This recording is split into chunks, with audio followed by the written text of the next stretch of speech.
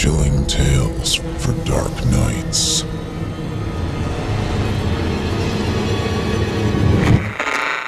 Want to make sure you never miss a Chilling Tales for Dark Nights video again? Be sure to subscribe and hit that bell to turn on notifications. The following interactive performance is a first-round entry in Chilling Tales for Dark Nights' 4th annual Evil Idol voice acting competition. And you, listener, get to help decide who advances to round 2.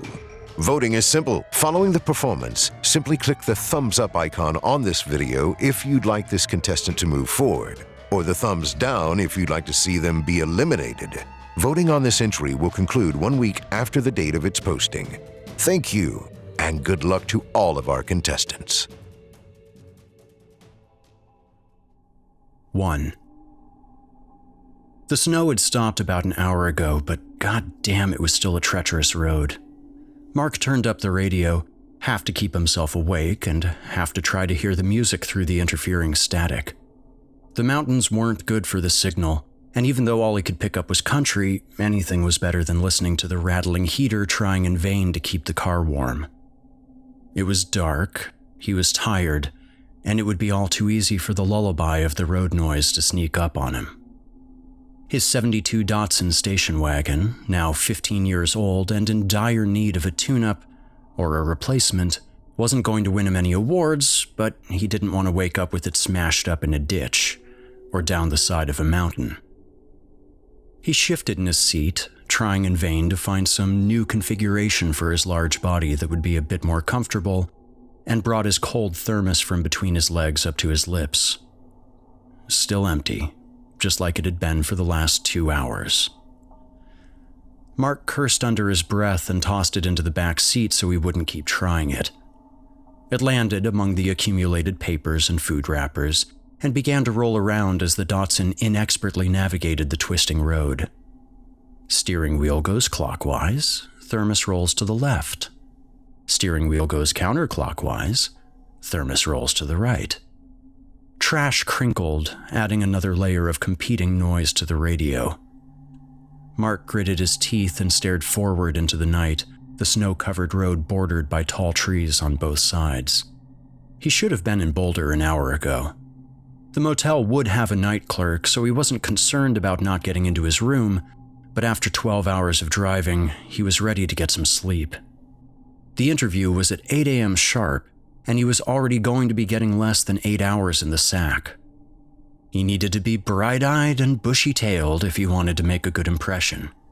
He knew that he was underqualified for the job, and coming in with a smile on his face and a sparkle in his eye was the only thing that was going to edge him ahead of the self-important college grads that he was competing with.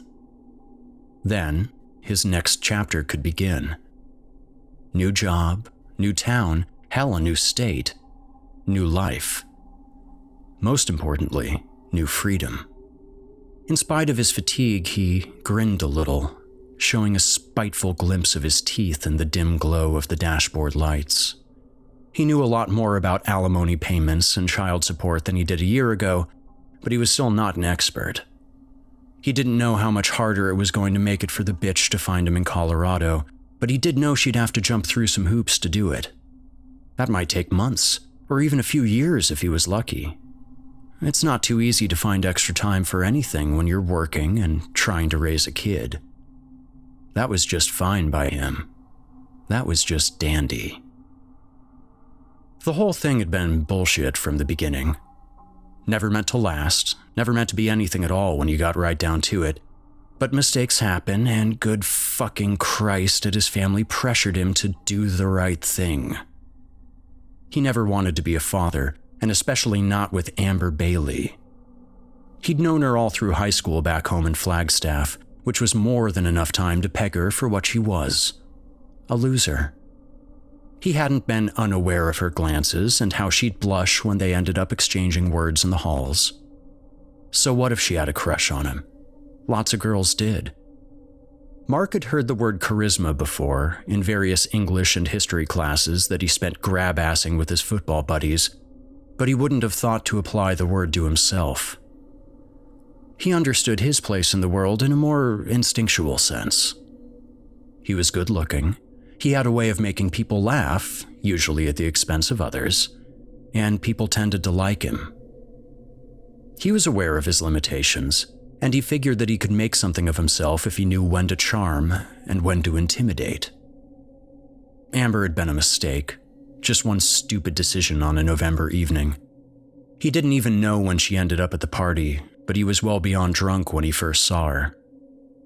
He had already struck out with Brittany Christensen, who was much more attractive than Amber and rumored to be an easy lay, but she apparently didn't like having it said to her face. Mark knew better than to try something so overt anyway, but he was riding high on a winning touchdown and a six-pack of Budweiser. So now, instead of nailing Brittany upstairs in Johnny Sklodowski's bed, he was sitting on the couch in the living room, Billy Idol's White Wedding thumping through the house, a throng of teenage revelry surrounding him, and his face still mildly stinging from Brittany's rejection. Not getting laid was bad, but the constant snickering glances he was getting from the partygoers was worse. Mark had switched from beer to whiskey after Brittany left, and he was now blackly drunk, head throbbing from the noise, from the alcohol, and from his own anger. His memory of the rest of the evening was understandably hazy, but he remembered the main points. Amber sitting down next to him on the couch, Mark handing her the bottle of Jack against her diminishing declinations. Mark sobering up just enough to shelve his anger and turn up the charm. Taking Amber upstairs, half leading her and half carrying her since she apparently couldn't hold her liquor. At that point, Mark wasn't even focused on getting off. He just wanted to make sure that no one thought he was too much of a loser to get some action after the game. Mark knew he wasn't a loser. His parents knew it and always told him, or always used to at least. His coaches knew it, and he got the praise he deserved for carrying his team to win after win. His teachers might not know it, but fuck them. What did they matter? Sure, they had good words for some kids like Amber goddamn Bailey, but Mark knew better. Amber got good grades, but she was a fucking bore. Plain. Forgettable. She'd stay in Flagstaff her whole life. Sure, she'd go to college, but she was too polite and complacent to make anything of herself. As it turned out, she didn't even go to college. She was a little too busy caring for an infant and trying to set up a home with her semi-willing husband. Mark didn't go to college either, football scholarship or no, but it was further down on his list of life complaints at that point, definitely below having a new kid and being forced to marry Amber Bailey. He supposed it wasn't a surprise to anyone that the next 5 years went the way that they did. Mark got a blue-collar job in a factory, spent too much time at the bar instead of home, and wasn't discreet with his indiscretions. Amber knew, she had to know, and he sometimes caught her crying, but she never said anything. Maybe she was trying to keep the marriage together, or maybe she was just scared of what he'd do if she confronted him. Frankly, he didn't care. Amber was a loser, and rolling over and taking the lot that life dealt her was her place in things. It didn't surprise him. What did surprise him was when Amber filed for divorce. He might have found it amusing. After all, it was an easy ticket out for him. But what he didn't find amusing was when she filed for alimony, and when the judge granted it. Their home hadn't been much, but it was a damn piece better than the one-bedroom apartment he ended up in. That was 3 months ago, and things weren't showing any sign of improving. He picked up extra shifts where he could, but the constant thought of working his hands to the bone just to give more money to the bitch drove him crazy. He could work 70 hours a week, and all he had to show for it was his shitty apartment and his shitty car. Hell, it had even been her fault that he was where he was now, driving down some awful back road in Colorado instead of lying peacefully in the motel room bed. He had been packing his bag to hit the road that morning when she had knocked on the door. What should have been a quick trip out the door turned into an hour-long shouting match about why he hadn't sent the check last month. Well, he had been shouting and she had been crying. Things had finally ended when Mark grabbed his bag and walked out the door, leaving her sitting and blubbering on the floor of his front room. But he hadn't had the time to make sure everything was packed, and wouldn't you know it, the Colorado road map was left sitting on his kitchen table. Mark didn't notice until well into the drive, and his anger and pride had kept him from pulling over to ask for directions. You could say that it had actually been his fault that he got lost, but it didn't really matter, did it? Here he was, trying to find his way through the dark and the snow with only his memory of the route he had traced last night. His mood had not improved with the road signs he had encountered over the last 40 miles or so. Signs with uplifting messages like "Winding Road" and "Beware of Falling Rocks" and "Don't Stop for Hitchhikers." He shifted in his seat again and shivered in his denim jacket. A cramp was developing in his lower back, and it was getting harder and harder to keep his eyes open. He kept expecting the trees to thin out, the lanes to widen, and to see some sign of civilization in the distance. But the road droned on, unchanging. The thought of having to sleep in the car was looming in the back of his mind, but he knew that meant he would likely miss the interview in the morning, so he kept pushing it back. If he could go 10 more miles, he was sure he'd find something, some gas station or truck stop, and then he could find out where the fuck he was. As it turned out, Mark only had 4 more miles until he found the Silver Line. 2. He was at the point of shaking his head violently from side to side to stay awake when he saw the first phantom glimpses of light through the trees. The snow had started up again, and Mark initially mistook the stuttered illumination to be his eyes playing tricks on him as the wipers pushed the snow off the windshield. However, as he continued down the twisting road, the light became more visible, and he knew that there was something real ahead. Mark's fatigue lifted a little, and his body seemed to ache even more at the thought of finally being able to get out of the car and stretch. He couldn't tell how far away the source of the light was, but he knew it was close. After a few more minutes, he entered a straight stretch of road, and the trees on the right-hand side fell away. He slowed and saw that the ground spilled down from the snow-covered roadway into the parking lot of what looked like a diner. It was a squat, long building with a neon sign above that read, "The Silver Line." Welcoming light was pouring out of the windows, which stretched the length of the front of the building. Mark stopped the car for a moment to make sure he could see where to drive down from the road. The snow was covering everything, and it would be easy to mistake a ditch for a driveway. As he did so, the lights inside of the Silver Line suddenly turned off, and he caught some brief movement near the front that might have been the door opening.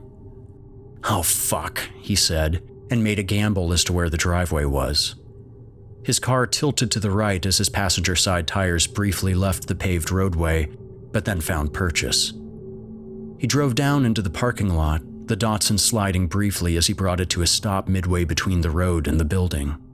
There were a few other cars in the lot, covered in snow, but they were on the far side, and Mark had been in no danger of hitting them. It was very dark now, with only his headlights and the dull red glow thrown by the neon sign above.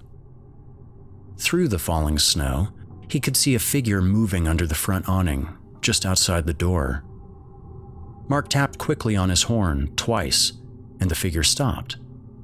He turned off the Datsun and the engine died, shuddering, and then Mark was out into the snow, legs and back complaining at this exertion after so many hours in the car. "Hey, hi!" Mark called to the figure, who was now standing still and apparently looking back at him.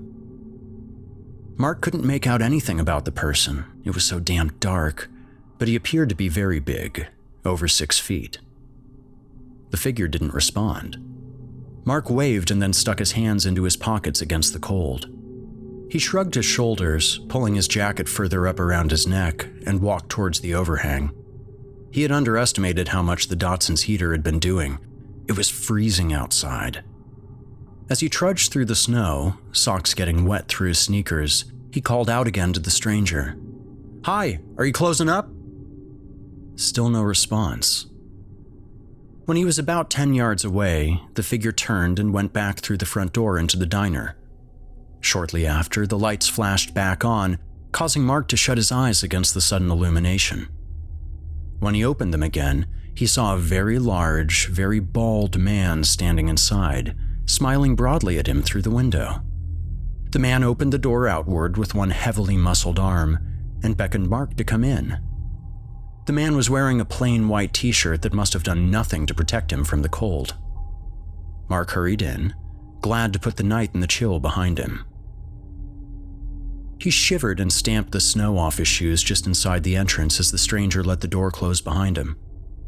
"Thanks," he said to the man as he looked around the diner. Linoleum floor, wood paneling, booths lining the walls under the windows, and a bar running down the middle of the room with a series of grills, stovetops, and various appliances behind. A door led to some back area at one end of the bar. He realized that only some of the lights were on, shining down on the bar and cooking area. The booths and the front of the diner were still partially covered in shadow. Mark was still looking around as he heard a click from behind him. He turned to see that the large man had just engaged a deadbolt on the front door. The man saw the look on Mark's face and said, "Oh, I hope that doesn't bother you. We sometimes get strange people trying to wander in late at night." The man's voice was strangely high, which was an odd juxtaposition to his intimidating frame. Mark was no whelp himself, but this man was at least 6 inches taller and probably outweighed him by 50 pounds. "Not that you're strange," the man continued. "I didn't mean to imply that. You get lost in the storm, huh?" Mark was taken off guard by the man's voice and demeanor. Stammering a bit, from both the cold and from his confusion, he replied, Sort of. I'm trying to get to Boulder and must have taken a wrong turn a while back. I was hoping to get directions and a cup of—" But he stopped when the man threw his head back and started laughing. It was high like his speaking voice, with a little squeak in it. After about 10 seconds, he got control of himself and said, "Boulder? Oh, friend, you're quite a ways from Boulder. It's about 60 miles north of here. But you had the good fortune for God to bring you to me, so you're not bad off." "Well, where am I?" Mark asked. The stranger smiled broadly and said, "Not in Boulder." Mark's expression darkened and he opened his mouth to say, "No shit, fuckface," but then stopped himself. This man was the only person he'd seen in hours, and was the one way he was going to get directions and some coffee. On top of that, his usual intimidation routine wasn't going to work on someone that had such an obvious physical advantage over him. It's hard to bully a giant. He saw that the man's smile had faded and a frown was forming on his brow. Mark closed his mouth and mentally regrouped. "Hey, I'm sorry. I've been on the road since Flagstaff and I'm pretty damn lost. It looks like you're closing up, but I'd appreciate the hell out of it if I could get a cup of coffee and pointed in the right direction." He tried a smile, which probably looked ghastly on his face after so long on the road. The stranger looked at him for several seconds, his frown unchanging. Mark noticed that the man had exceptionally blue eyes. Then the frown vanished and was replaced by the previous bright smile. It happened so quickly that it startled Mark. "Sure, buddy," the stranger said affably and held out his huge hand. "The name's Roger." Mark took it and internally winced at the strength of Roger's grip. "Mark," he said. Roger disengaged just as Mark was about to try to pull his own hand back, and then walked down the length of the diner and stepped through the partition to the cooking area behind the bar. Mark saw him lean down and start rustling through various drawers and cabinets. After a minute of this, Mark walked up and swung his leg over one of the bar stools, turning his back to the bar and looking out the windows. It was very dark outside, the lights barely reaching out to the few snow-covered cars in the parking lot. Snow continued to drift down from above. "There you are, you bastard," Roger said with good humor in his voice, and Mark turned to see him straightening up with a can of Folgers in one giant hand. He put it on the counter and started to fill a coffee pot with water from a nearby sink, his back to Mark and light from the fluorescence overhead gleaming on his bald scalp. Mark was again struck by how huge the man was. He could see muscles rippling along Roger's broad back as he leaned forward to work the sink. Mark also noticed something that he hadn't caught earlier. The man's clothing was dirty. There was a general griminess to the white shirt, with a few streaks of brown here and there. The neckline was uneven and loose around Roger's neck, unlike the rest of the garment, which fit snugly across his torso. The shirt was partially tucked into nondescript brown pants, with a tattered belt and one belt loop ripped, hanging freely by its lower portion. Roger shut off the sink and poured the water into the coffee maker. As he did so, he looked back at Mark over his shoulder and said, "So, Boulder?" "Yeah. Do you know the quickest way I can get there?" Roger chuckled a bit and replied, "I sure do, but you're not getting there tonight. Not with the weather like this." Mark felt his jaw tightening and made an effort to ease off on it. "Well, I've really got to be there for a job interview in the morning. How about you give me directions and I'll figure out if I can get there or not?" As he spoke, he couldn't keep a slight note of irritation out of his voice. "You got family back in Flagstaff?" Yeah, wife and kid." He was having a bit of trouble following the sudden changes in the conversation. Roger turned to him, wiping his hands on his shirt. The smile was still on his face as he said, "I bet you that wife and kid of yours would love to have you back there one day. All things said and done, family's all we got, isn't it? Family and God." Mark was silent for a moment, hands slowly clenching on the bar, and then said, "How about you just tell me how to get to Boulder?" Roger stood for a minute, seeming to look Mark over, and then stepped forward, somehow making the 3-foot journey into a relaxed stroll. He leaned forward with his elbows on the bar right in front of Mark. "How about you just calm the fuck down, friend?" Mark recoiled a bit. "What did you say to me?" Roger pointed forward over Mark's shoulder and towards the parking lot. "You see that out there?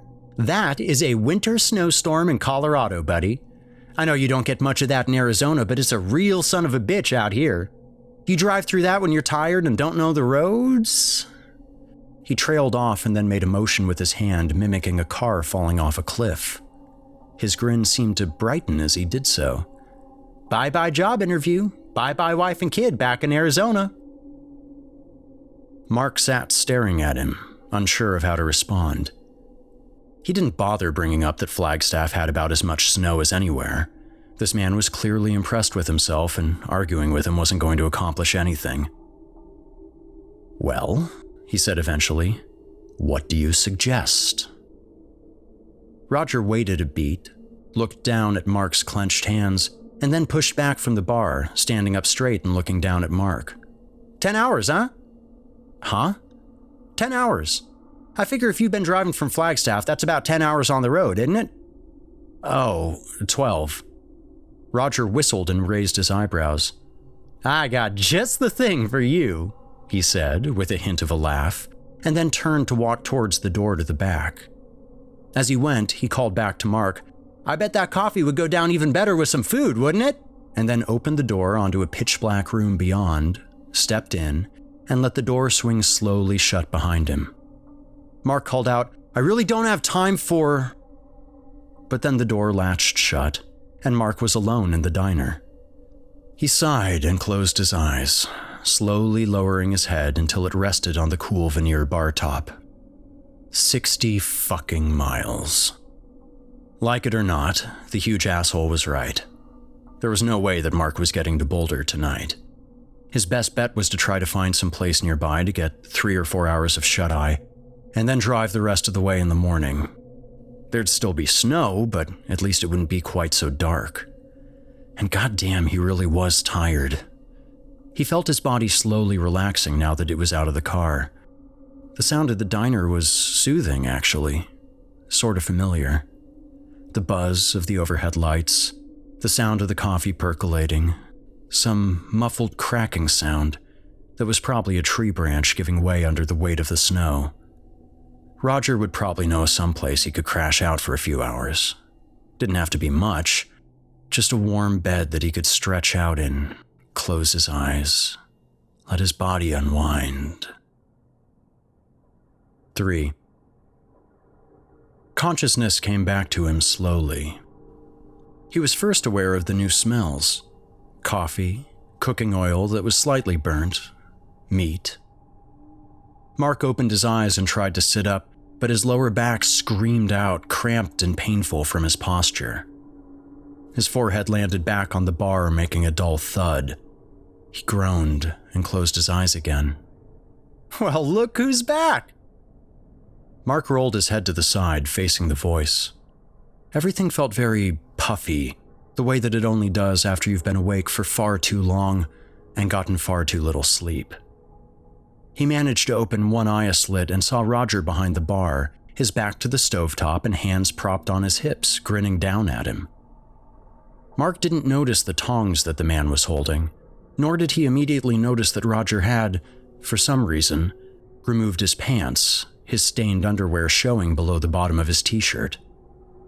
All Mark noticed was the shirt itself, and he was suddenly up and backpedaling off the bar stool, unaware of his body protesting at the sudden movement.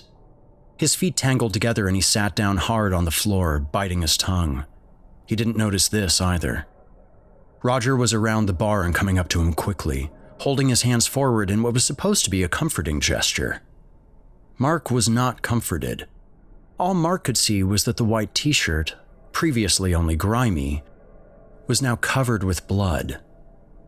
There were splattered drops all over the front, and several wide streaks angling across it, as if someone had dipped a paintbrush in a bucket of the stuff and haphazardly gone to town on the shirt. Mark was scuttling back on his hands and feet like a crab, whispering, "What the fuck? What the fuck? What the fuck?" He knew that he had to get up, that something was very wrong, and that this giant of a man was coming towards him. But he couldn't get his body to cooperate. "Hey buddy, calm down. It's okay, Roger said. Mark got a bit of control over his legs and managed to push back into a half crouch on his way to a full stance. He also found a bit more of his voice. "What the fuck?" he yelled. "What the fuck did you do, man?"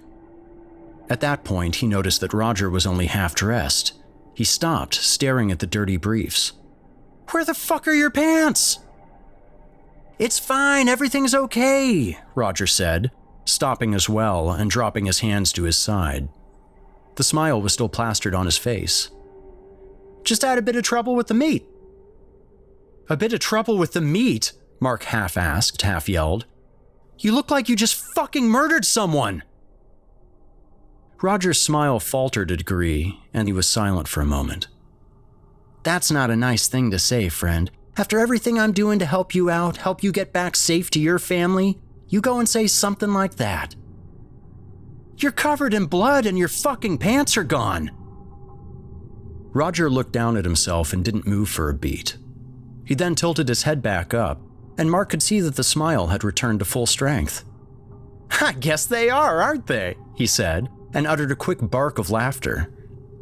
With that, he turned around and strolled back around the bar to the stovetop where smoke was starting to rise from a pan.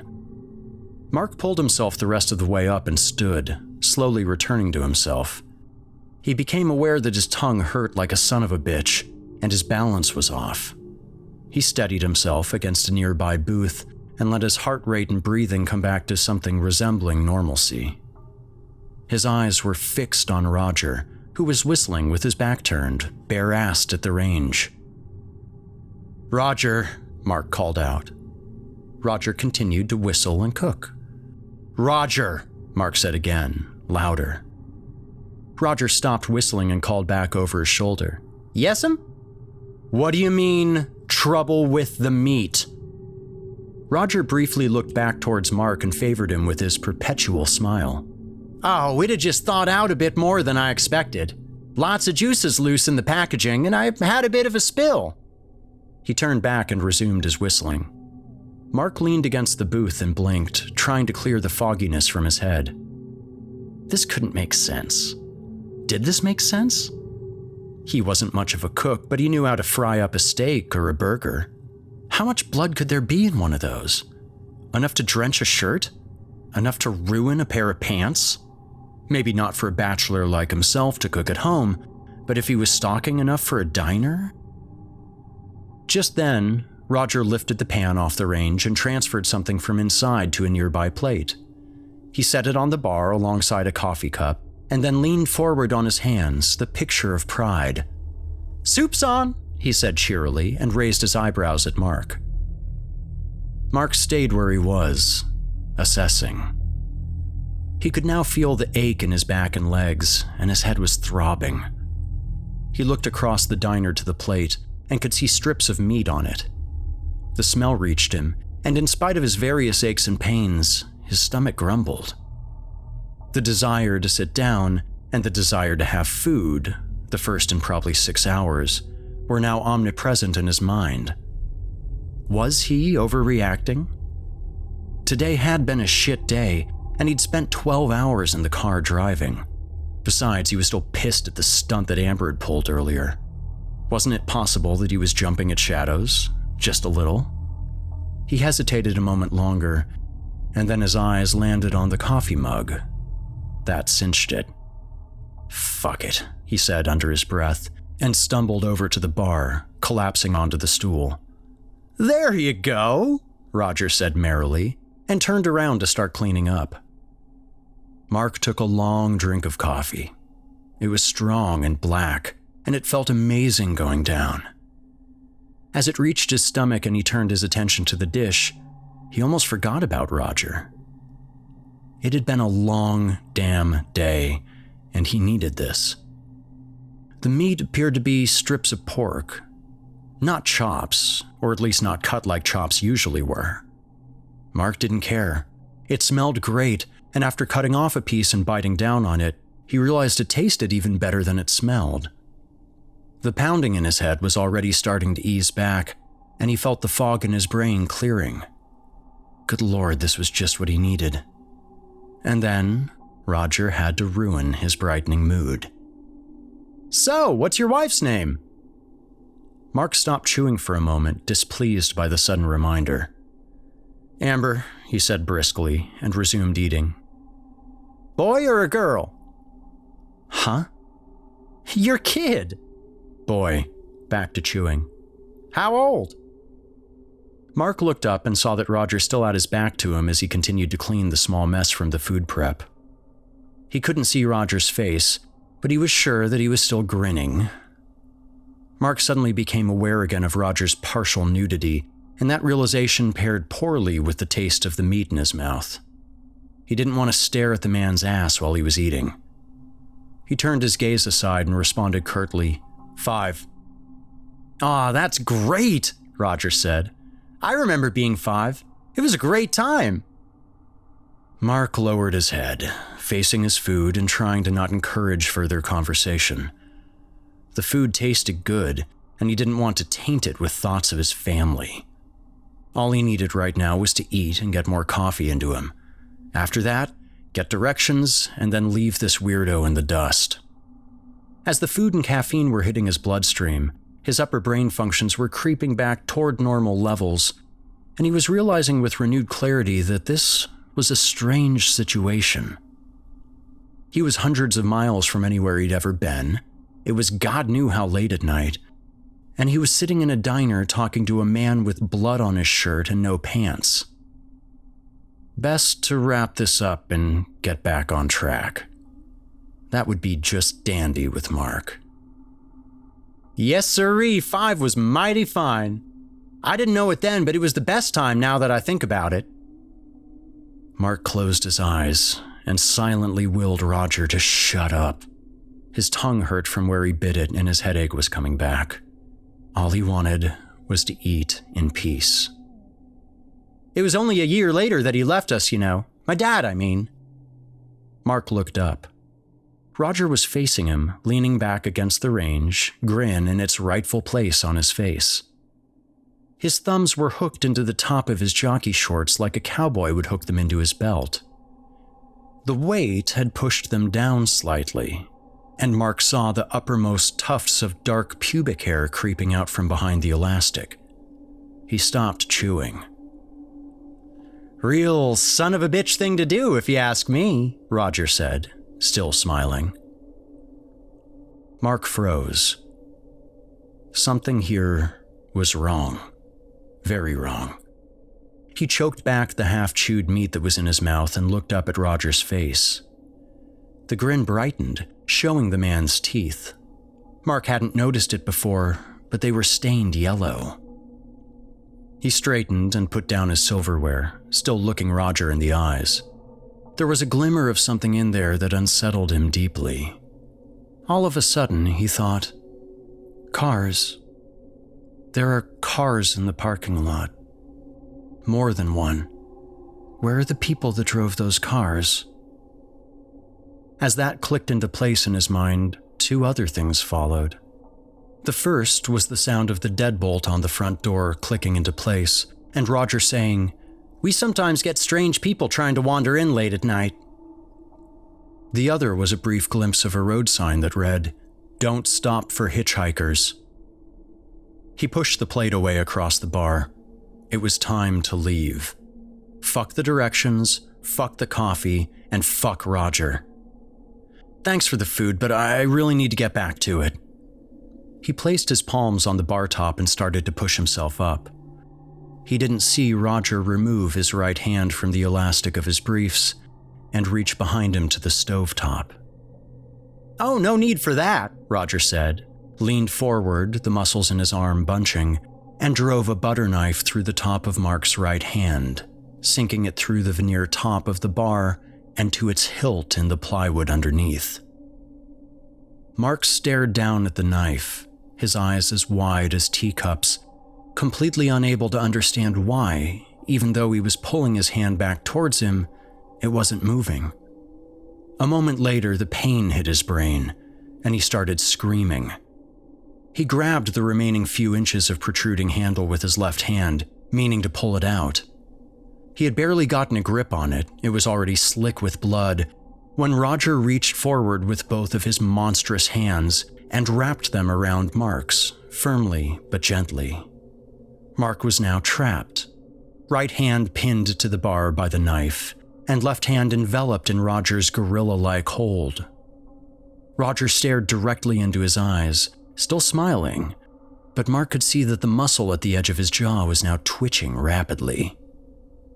Roger winked, said, "Check this out," and then slowly began to squeeze his hands together around Mark's closed left fist. The first thing to give way to the increasing force of Roger's grip was Mark's middle finger, which dislocated at the knuckle. Then his hand turned into a chorus of agony as bones shifted, realigned, and snapped. Roger kept going, pressing harder and harder, and Mark saw with terror that there was now fresh blood seeping through Roger's fingers, not from the knife wound, but from the increasing damage being done to his left hand. He looked back to Roger's face and saw that blood was dripping from his grin, oozing out of his gums and around his yellowed teeth as his jaw clenched into its maniac rictus. Mark pushed with his legs, panicking, trying desperately to do something, anything to get away from the pain. He pressed hard against the bottom of the bar and wrenched back with his shoulders, trying in vain to pull his hands away. Roger's grasp was too tight, and Mark was distantly aware that the man was now laughing, high and loud, as he continued to squeeze, continued to crush Mark's left hand. Mark shifted his feet to get a better angle, leaned forward, and then shoved back again, putting everything he had into it.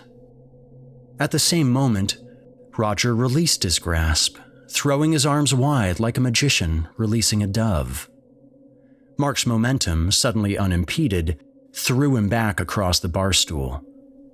The knife, driven too deeply into the bar to move, ripped through Mark's right hand, separating tissue all the way through and out the webbing between his index and middle finger. Mark continued backward, pivoting on his ass over the stool, and landed hard on the back of his head. Lights exploded across his field of vision, and his view of the ceiling unmoored from his proper perspective, spinning and stuttering. Mercifully, for a moment, the pain in his hands subsided. He realized that Roger was talking. He couldn't make out the words at first.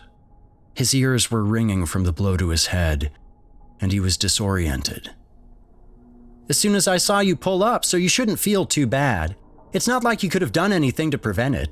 Now, I did 4 before you even got here, so 1 more isn't much of a thing." Mark's vision swam, but he was aware of Roger walking towards him from behind the bar. He knew that he should be doing something to try to get away, but he couldn't quite understand why. He rolled halfway over and tried to prop himself up with his ruined left hand. That cleared his mind in a hurry, and he screamed, feeling the shattered bones grind and shift under the weight. He dropped back to the floor, crying out, as Roger continued towards him. The rest were already here when I came along. God told me that they would be, and that I should stop by and say hello. Nothing too special, but I gotta do what I gotta do. Made it as quick as I could. Not really their fault, you know. Just the wrong place at the wrong time. He was now just a few feet away from Mark. He strode casually and easily, like a man enjoying a walk in his garden. Mark was breathing in fast, shallow whimpers, tears running down his face. But then you showed up, and I thought, well, one more would be fine. Just fine. And friend, you were my lucky one. He stood over Mark, bloody hands on his hips and legs in a wide stance. He grinned down at him, illuminated from behind by the lights, face in partial shadow. You're the proof, after all. I do what he wants me to, and God throws me a gift. My mom always taught me to have faith in God. As soon as I saw that finger of yours, I knew I had something special. Roger stepped over Mark and outside of his field of vision. He heard him say, "Man with a wife and kid shouldn't be this far from home with a tan line on his ring finger. I mean, my mom raised me right, but I saw what it did to her, him leaving. My dad, I mean. Got me thinking that maybe I could give you a piece of what my old man deserved. That's the gift right there. That's how God lets me know that I'm doing the right thing, that I'm making him proud." Both of his hands were on fire, and his head felt like someone had hit it with a bowling ball. As enormous as the pain was, it was eclipsed by his fear. Hyperventilating now, he struggled to prop himself upright, to turn so he could see what Roger was doing behind him. He was still too dizzy, and succeeded only in a stilted thrashing. "But still, my mom taught me about hospitality, right? Right." He guffawed laughter. "Least I could do was give you a hot meal before we got down to the real work. Nothing proper, of course. After all, you're not a proper man, and you don't deserve to eat what a proper man would eat. But we had some fresh meat lying around, didn't we? Something fit for someone like you." A moment later, the lights clicked off, leaving him in complete darkness, and he heard the sound of the big man walking back towards him.